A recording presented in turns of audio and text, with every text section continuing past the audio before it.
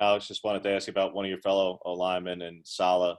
Just how far has he come from a guy who walked in and was almost 400 pounds when the day he walked in the door, and now is in position potentially to start for you guys?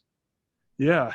Salah, since the day he got here, you're right. He was about 400 pounds, and you've just seen him work, and he doesn't talk much, but he just puts his head down and works. I think that's just the kind of guy he is, whether it comes to the playbook, technique stuff. Obviously he lost some weight. When he first came in, he was a little too heavy. So he just puts his head down. That guy just grinds and he works.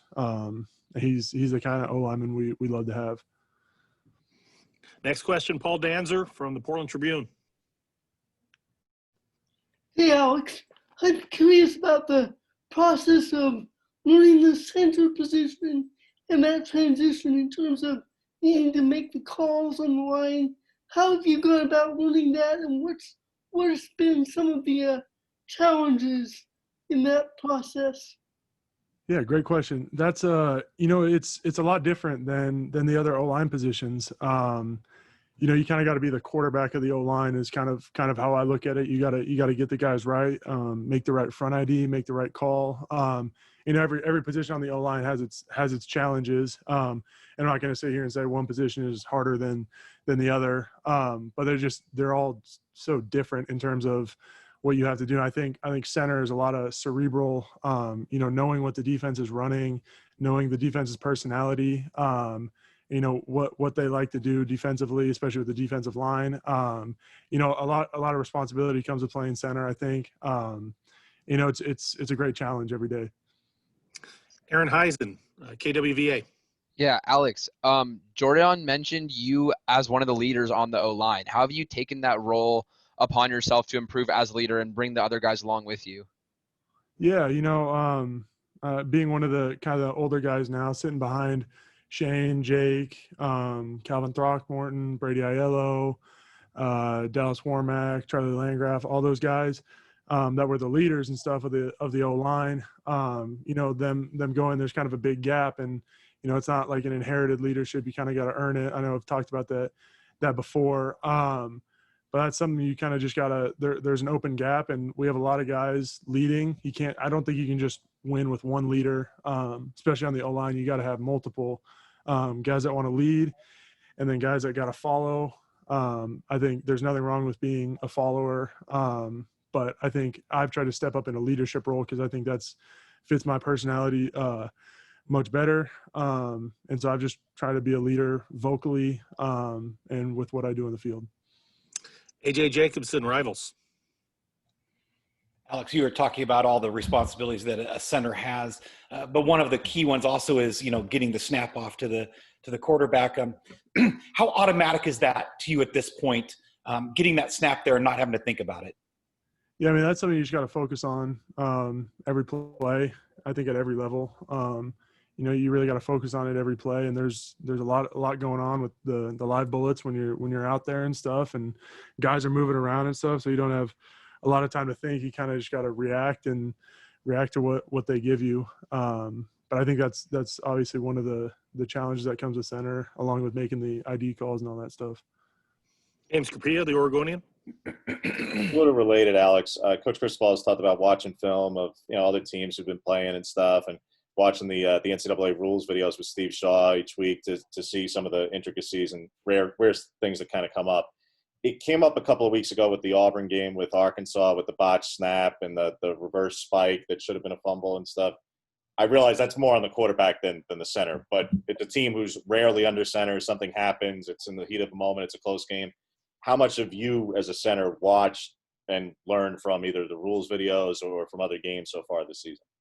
Yeah, that's been the benefit of kind of, I mean, I wish we could have played earlier, but, you got to make the best out of your situation. And I think that's been the best thing is watching these other teams, learning from them, watching what they do, and being able to watch other guys and how they play and learn from them.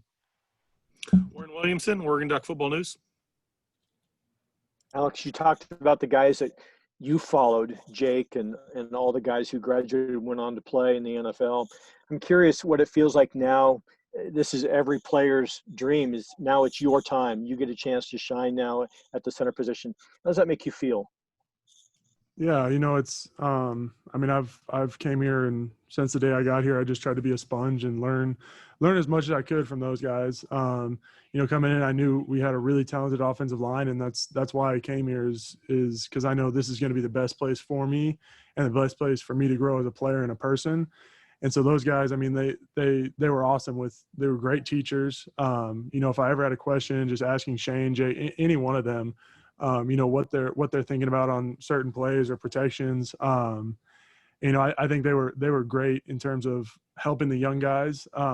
And so that's something that we've really tried to, as the older guys now, we've really tried to incorporate because we know how much that benefits the young guys, and you need everybody to be ready. But yeah.